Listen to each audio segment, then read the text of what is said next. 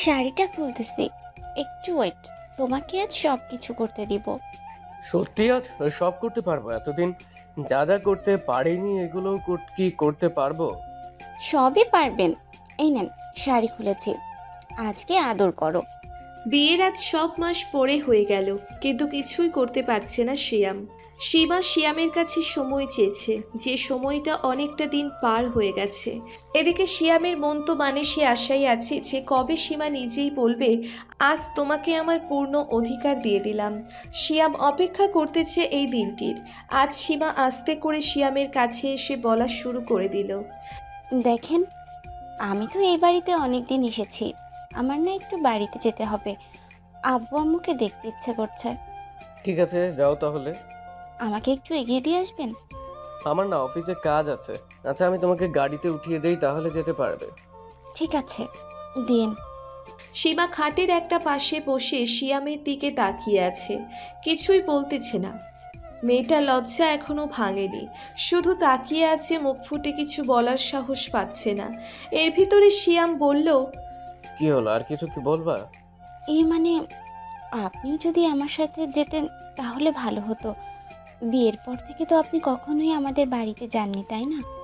আমার কাজ পড়ে আছে, পরে যাব কিভাবে? আচ্ছা যাব, কিন্তু কিছুদিন পরে তুমি বেরিয়ে আসো, তারপরে কোনো এক সময় যাব। ঠিক আছে, নাস্তা করবেন না? না, এমনিতেই লেট হয়ে গেছে, অফিস যাবার পথে খেয়ে নেব। না, চলেন না, আপনাকে খেতে দেই। একদিন একটু বেশি সময় লেট হলে কি আর হবে? সীমা শিয়ামের হাত টেনে খাবার টেবিলের কাছে নিয়ে আসে, শিয়ামকে খেতে দিল আর সীমাকে খাইয়ে দিল। পিচ্ছি একটা মেয়ে এখনো ভালো করে নিজের হাত দিয়ে খেতে পারে না, তাই শিয়াম চলে আসে অফিসে। অফিস করে বাসায় চলে আসে। বিকালবেলা সীমাকে একটা গাড়িতে উঠিয়ে দিল। এদিকে শিয়ামের মনটা খারাপ হয়ে গেল, এতদিন বউ ছাড়া থাকবে কি করে। নিজের খেয়াল রাখবেন, আমি কিছুদিন থেকেই চলে আসব। ঠিক আছে, সাবধানে যাবে, ওকে? ঠিক আছে। শিয়াম চলে আসে বাড়িতে, তবে মনটা খারাপ বউয়ের জন্য। এদিকে কেন জানি আজ সীমার চোখেও পানি দেখা যাচ্ছে। দেখতে দেখতে পুরো 2টা দিন কেটে গেল। হঠাৎ রাতে সীমার ফোন। ফোন রিসিভ করার পরে শিয়াম শুনতে পেল ওপাশ থেকে শুধু কান্না করার আওয়াজ। আরে বাবা, প্লিজ বলো কি হয়েছে। আপনি আমাদের বাড়িতে চলে আসেন, আমাকে নিয়ে যান। কেন, কি হয়েছে? আমার একদম ভালো লাগতেছে না, আমি আপনাকে খুব মিস করতেছি। আচ্ছা, কালকে নিয়ে যাব। না না, আজকেই আসুন, নয় আমি কিন্তু মরেও যেতে পারি। আপনাকে না দেখলে আমার ঘুম আসছে না, অনেক চেষ্টা করছি কিন্তু তাও ঘুম আসছে না, খুব মনে পড়তেছে। আমি এই দুদিনে চোখের পাতা একটুও এক করতে পারিনি। আচ্ছা, দেখি কি করতে পারি। তাড়াতাড়ি আসেন।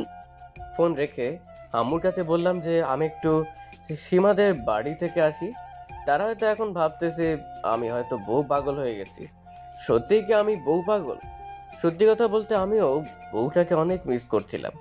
আমি গাড়ি নিয়ে বের হয়ে পড়লাম, দোকান গিয়ে কিছু জিনিস কিনলাম। বিয়ের পরেই প্রথমবারের মতো যাই, তাও আবার কাউকে না জানি।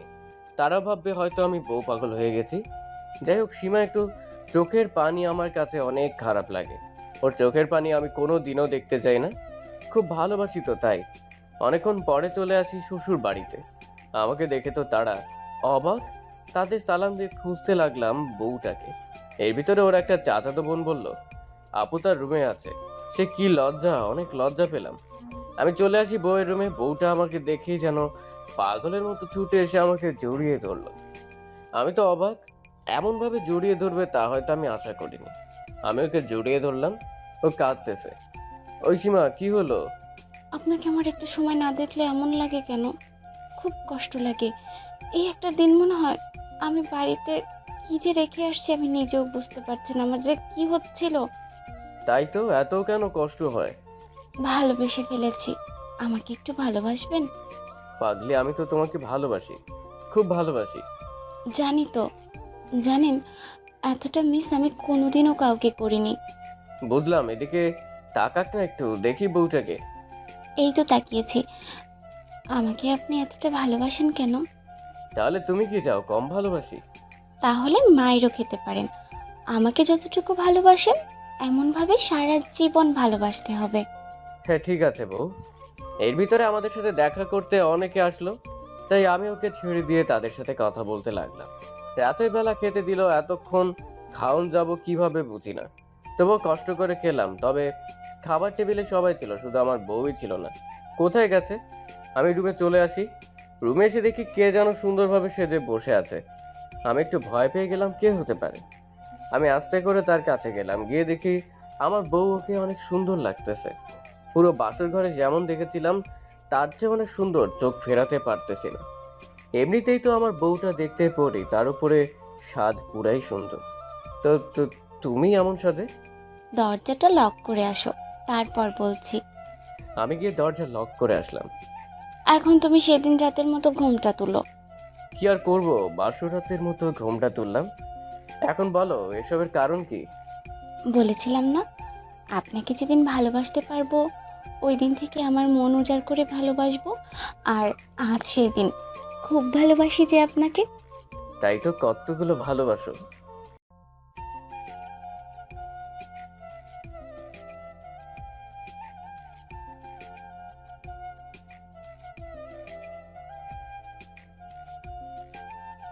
হই বউ, একটা কিস করো না। কথাটা শুনে আমি খুব লজ্জা পেলাম। আমার আজ এমন কেন লাগছে? ওই কি হলো? আমি ঠোঁট নিয়ে তার কাছে গেলাম, হঠাৎ থেমে গেলাম। কি হলো? আমি পারবো না, খুব লজ্জা করে। আর ঠোঁটে কিভাবে কিস করে আমি জানি না। এটা বলো কি বউ, আমারে দেখেও মুখ লোকালো, খুব হয়তো লজ্জা পাইছে। শিবা, এদিকে তাকাও। হ্যাঁ, বলেন। এত লজ্জা না করে দাও না একটা। আমি লিপ কিস সত্যিই করতে পারি না, আপনি শিখিয়ে দেন, তারপর থেকে না হয় আমি করব। তাই শিখিয়ে দিতে হবে, এটা আগে বলবা না? আমি আস্তে আস্তে ওর ঠোঁটে আমার ঠোঁট রাখলাম। ও কেমন যেন চমকে উঠলো। আমি ফার্স্ট টাইম, আর হয়তো এই ফার্স্ট টাইম, তাই হয়তো আমি আস্তে আস্তে ওর ঠোঁট আমার ঠোঁটের দখলে নিলাম। এদিকে বউ আমার দিকে কিছুক্ষণ তাকিয়ে আমার সাথে তাল মিলিয়ে গেল। অনেকক্ষণ পরে ছাড়লাম। খুব লজ্জা পাইতেছে আমার বউটা। আজও বউটার লজ্জা কমাতে পারলাম। এই, আমাকে আরেকটু শক্ত করে জোরে দড়িয়ে ধরো না। ওকে জড়িয়ে ধরলাম অনেকক্ষণ এভাবে থাকার পরে। বউকে বললাম, একটা কিস করছি তাতেও তো লজ্জা। জানি না গো আমার জামাই। আচ্ছা, আর লজ্জা পাবো না। হাহ, শান্তি। এত সুন্দর জামাই বলে ডাক। এই শোনো, এখন থেকে কিন্তু তুমি চলবে, নো আপনি, ওকে? ঠিক আছে। এই, ঘুমাবেন? হুম, না তো।